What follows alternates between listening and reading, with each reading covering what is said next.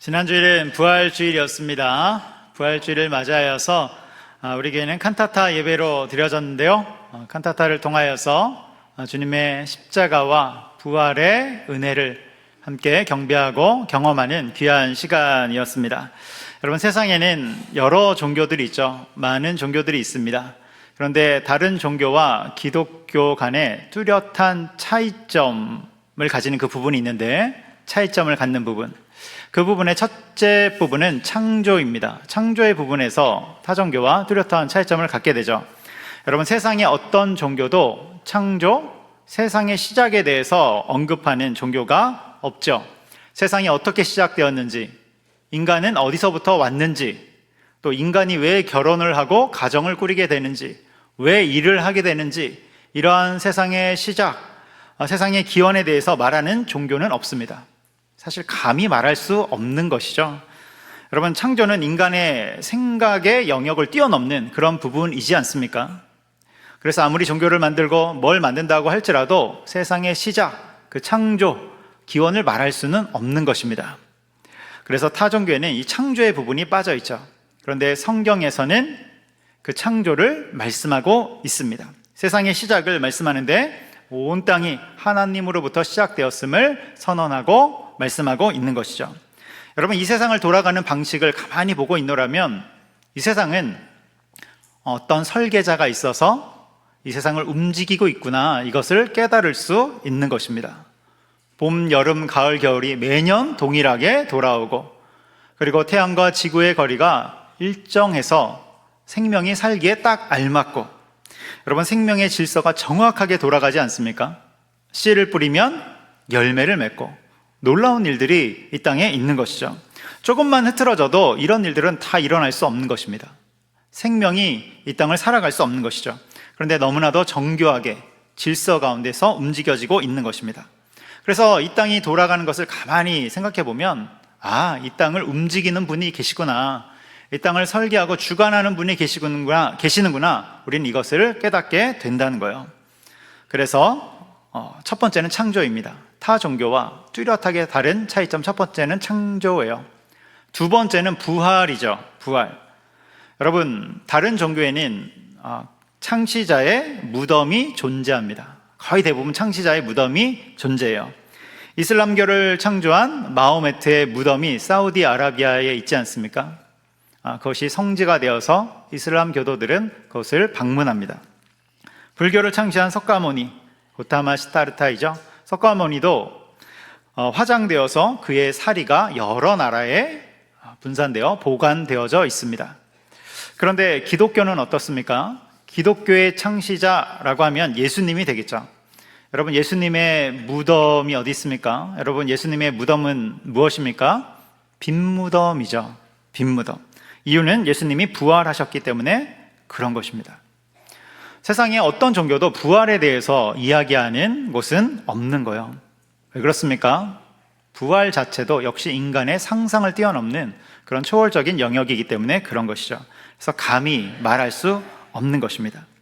그렇게 이러한 부활의 부분 역시 기독교가 단순히 종교가 아니라 진리임을 보여주는 증거가 되는 것이죠. 그리고 예수님이 구원자이심을 보여주는 그러한 증거가 되는 것입니다. 여러분, 오늘 우리는 이 자리에 함께 모여 주님 앞에 예배드리고 있습니다. 예배드리고 있는데 구원자 되신 예수님이 우리를 불러주셔서 이 자리에 참석하고 있음을 여러분 기억하시기 바랍니다. 그래서 그것은 엄청난 은혜이고, 세상을 창조하시고 나를 만드시고 우리를 구원하여 주신 주님이 이 자리에 우리를 불러주셔서 예배케 해주셨음을 여러분 기억하시기 바랍니다. 그래서 그 은혜를 받은 자들은 어떻게 살아가는 것입니까? 예수님을 따라가고 예수님을 쫓아가는 것입니다. 오늘 본문에 보면 그렇게 예수님을 따르는 자들이 해야 될 신앙의 고백이 나와요. 신앙의 고백. 예수님을 쫓아가는 자들은 어떤 고백으로 살아가는가? 그것이 나옵니다. 먼저 오늘 본문은 27절부터 시작되는데요. 27절에 보면 예수님의 질문이 나옵니다. 우리 27절 같이 읽어보도록 하겠습니다. 예수와 제자들이 빌립보 가이사랴 여러 마을로 나가실새 길에서 제자들에게 물어 이르시되 사람들이 나를 누구라고 하느냐. 아멘. 예수님이 질문하시죠. 사람들이 나를 누구라고 하느냐? 다른 사람들이, 세상의 사람들이 나를 누구라고 하느냐? 여러분, 이것은 기독교의 신앙의 본질을 보여주는 질문이기도 합니다. 신앙의 본질. 왜 그렇습니까? 기독교는 무엇을 믿느냐가 아니라 누구를 믿느냐에 대한, 누구를 믿느냐, 그것에 관한 신앙이기 때문에 그런 것입니다. 당시 사람들은 이 질문에 대해서 뭐라고 답하냐면 세례 요한이다, 엘리야다, 선지자다, 예수님을 이렇게 평가하는 거예요. 그 부분이 28절에 나오는데요, 우리 28절도 읽어보겠습니다. 제자들이 여짜와 이르시되 세례 요한이라고, 더러는 엘리야, 더러는 선지자 중에 하나라 하나이다. 아멘. 여러분, 세상 사람들이 예수님을 뭐라고 하냐면 세례 요한이다, 엘리야다, 그만큼 뛰어나다는 거예요. 선지자다, 최고라는 것입니다. 위대한 사람이라는 거예요. 그런데 여러분, 이 대답을 잘 보면 예수님을 부정하지 않고 높게 평가하지만, 이 답을 보면 높게 평가하지만 정확한 답은 아닙니다. 충분한 답이 아니죠. 여러분, 오늘날도 마찬가지입니다. 오늘날 현대를 살아가는 이 현대인들에게 예수님에 대해서 물으면 좋은 분입니다, 4대 성인입니다, 사랑을 가르쳐준 분이고 인류 역사에 큰 영향을 끼친 분입니다, 이렇게 말할 거예요. 그러나 여러분, 위대합니다 라는 그 말이 맞는 듯 하지만 충분하지 않죠. 왜 그렇습니까? 예수님은 단순히 좋은 분이 아니라, 위대한 분이 아니라 주님으로 고백되어져야 되기 때문에 그런 것입니다. 우리 예수님은 위대한 분 정도가 아니라 주님으로 고백되어져야 되는 분이에요. 인도의 독립운동 지도자 간디가 있죠. 여러분, 간디를 잘 아실 거예요. 마하트마 간디. 간디가 했던 유명한 말 중에 나는 예수를 사랑한다, 그러나 기독교인은 사랑하지 않는다, 이런 말이 있죠. 또 어떤 말이 있습니까? 예수는 인류 역사상 가장 위대한 도덕적 스승이다, 이런 말도 남겼습니다. 그리고 간디가 평소에도 예수님의 말씀 중에 산상수훈 부분을 꽤나 좋아했고 즐겨서 읽었고, 뿐만 아니라 삶의 윤리로 받아들이면서 살았습니다. 그런데 여러분, 중요한 것이 무엇입니까? 그럼에도 불구하고 예수님을 주님으로 고백하지는 않았어요. 주님으로 받아들이지는 않았다는 사실입니다. 여러분, 수많은 사람들이 예수님을 인정하지만 주님으로 모시는 것에 대해서는 한 발짝 떨어져 있는 것이죠. 이런 세상 가운데 예수님이 제자들에게 질문합니다. 제자들에게. 29절 말씀입니다. 우리 29절 같이 읽겠습니다. 또 물으시되 너희는 나를 누구라 하느냐? 베드로가 대답하여 이르되 주는 그리스도시니이다. 아멘. 아멘. 예수님이 물으시죠. 너희는 나를 누구라 하느냐? 여러분, 기독교 신앙은 무엇입니까? 세상의 여론이나 세상에서 말하는 그런 것이 아니라 개인의 고백으로 나가는 것입니다. 여기서 한 발 더 나가면 공동체의 고백으로 나가는 거예요. 여러분, 그것이 기독교 신앙이 되는 것이죠. 여러분, 교회를 다닐 때 어떤 분위기로 다니시는 분들 있습니까? 아니면 어떤 부모님의 신앙을 따라서, 부모님의 신앙 때문에 다니는 분들이 있습니까? 아니면 어쩌다가 다니는 분들이 있습니까? 여러분, 교회에 나오셨다면 일단 잘하신 거예요. 교회에 나오신 건 너무나도 귀한 것입니다. 그런데 우리는 그 자리에 머물러 있을 수 없죠. 거기서 한 발 더 나아가 나의 고백으로 넘어가야 되는 것입니다. 주님이 다른 사람의 고백이 아니라, 옆 사람의 고백이 아니라 내 고백으로 나아가는 그 자리까지 나아가야 되는 것입니다. 여러분, 우리가 해야 될 고백이 무엇입니까? 29절에 나오죠. 우리 29절 다시 한번 읽어보도록 하겠습니다. 시작. 또 물으시되 너희는 나를 누구라 하느냐? 베드로가 대답하여 이르되 주는 그리스도시니이다. 아멘. 아멘. 우리가 해야 될 고백은 주님은 그리스도이십니다. 예수님은 그리스도이십니다. 이 고백이 내가 해야 될 고백이 되는 것입니다. 여러분, 한번 따라하겠습니다. 주는 그리스도이십니다. 주는 그리스도이십니다. 아멘. 우리는 자녀들에게 신앙의 유산을 물려준다고 한다면 1번으로 물려줘야 될 것이 바로 이 고백의 유산이 되는 것입니다. 여러분, 이것을 위해서 기도하시기 바라요. 이 고백이 우리 자녀들 가운데도 있도록 여러분 기도하시기 바랍니다. 그렇다면 주는 그리스도이십니다 라는 이 고백이 무엇을 뜻하는 것입니까? 뭘 뜻하는 것입니까? 지금까지 설명드렸듯이 예수님이 단순히 좋은 분 정도가 아니라 나를 다스리는 분입니다. 이것을 뜻하는 거예요. 예수님이 단순히 위대한 분, 능력이 있는 분 정도가 아니라 나의 왕, 나의 구원자, 나의 주님이십니다. 이것을 뜻하는 것입니다. 다시 말해 이런 고백을 하는 자들은 어디로 나갑니까? 인생의 주도권을 기꺼이 주님께 내어드리는, 거기까지 나가는 것입니다. 인생의 주도권을 내어드리는 거예요. 여러분, 어떤 분들은 이 지점에서 굉장히 망설여요. 예수님이요, 나랑 적당한 거리를 유지하면서 때때로 나를 돕는 정도로 있었으면 좋겠다 싶은데 그런 것이 아니라는 거예요. 기독교 신앙은 그런 것이 아니라 예수님이 나의 왕, 나의 구원자, 나의 주님이 되셔서 기꺼이 나의 주도권을 내어드리는 것입니다. 여러분, 그것이 기독교 신앙이 되는 거예요. 그래서 주는 그리스도이십니다 라는 고백은 단순한 입술의 고백이 아니라 인생의 방향을 바꾸는 고백입니다. 그래서 이러한 고백을 하는 자들은 어디로 나갑니까? 삶에서의 선택이 바뀌고 삶의 기준이 바뀌고 생각하는 방식이 달라지는 거예요. 세상과 다른 생각하는 방식을 갖고 삶의 방식이 바뀌어져 버리는 것입니다. 그래서 더 이상 나를 위해 사는 것이 아니라 이 땅의 왕이신 주님을 위해서 살아가기 시작하는 것입니다. 여러분, 신앙을 자동차 운전에 비유하는 것이죠. 자동차 운전. 그래서 우리가 교회 다니고 예수님을 믿으면 인생의 자동차에 예수님을 탁 태우는 것에 비유하는 것이 있습니다. 그런데 어떤 사람이 예수님을 인생의 자동차에 태우긴 태웠는데 어디에 모십니까? 조수석 또는 뒷자리쯤에 모시는 것이죠. 그리고 자기가 인생의 핸들을 잡고 쭉 몰고 가는 거예요. 때때로 막히는 길이 있으면 예수님께 조언을 구하지만 핸들은 절대로 주지 않고 자기가 가고 싶은 곳으로 가는 것입니다. 그런데 또 다른 사람은 어떻게 합니까? 운전석을 예수님께 내어드리죠. 인생의 핸들을 예수님께 내어드리는 것입니다. 여러분, 우리 인생인데 이 핸들을 예수님이 잡고 예수님이 막 몰고 가세요. 불안합니까? 안 불안합니까? 네. 여러분, 예수님이 때로는 엄청난 속도로 달리죠. 엄청난 속도로 달리시죠. 그럼 우리 안전벨트를 꽉 잡아야 돼요. 엄청난 속도로. 그리고 때로는 정말로 달구지 운전수처럼 느릿느릿 갑니다. 그럼 막 답답해도 옆에서 참아야 돼요.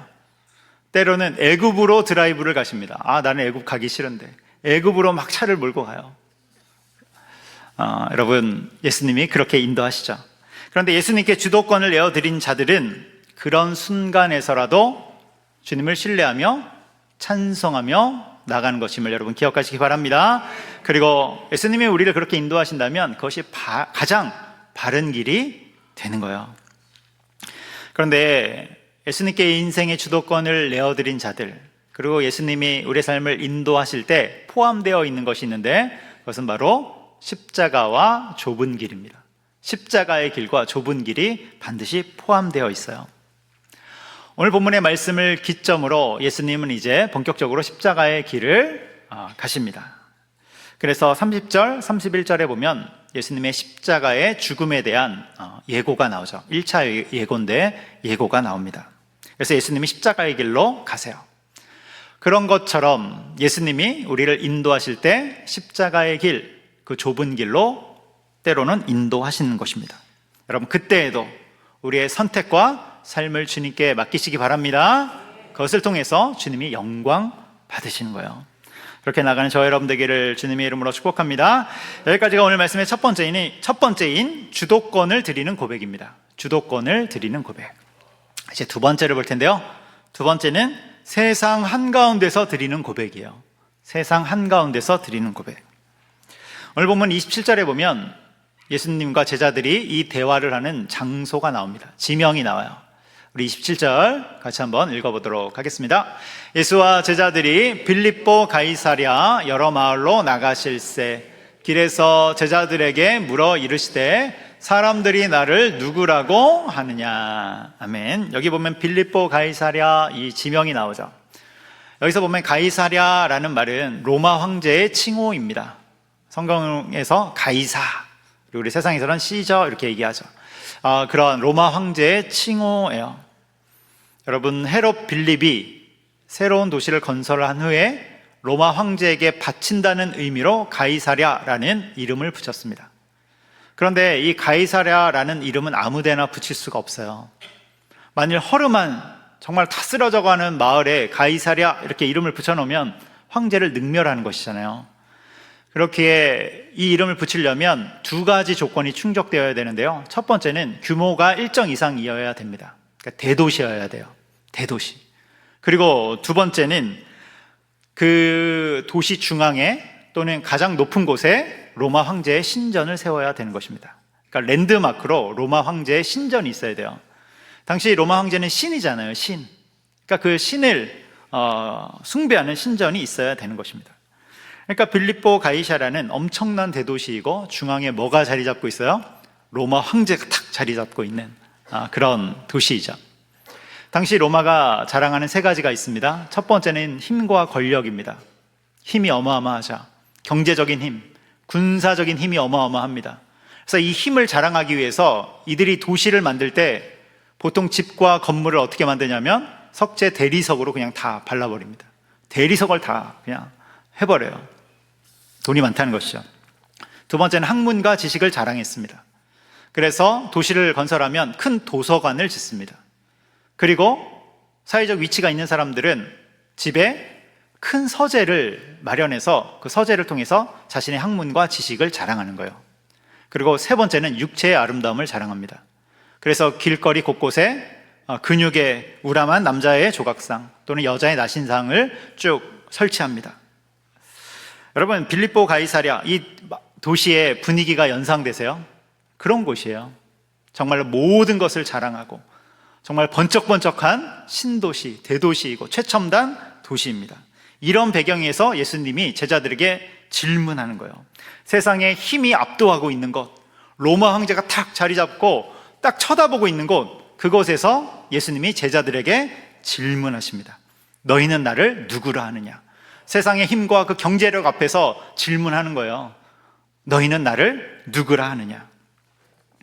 여러분, 여기에 나오는 빌립보 가이사랴는 우리가 살고 있는 세상으로 대입해도 됩니다. 지금 우리가 살고 있는 세상, 이 거대한 세상 앞에서 또 눈에 보이는 힘과 권력 앞에서 주님이 우리에게 동일하게 질문하시는 것입니다.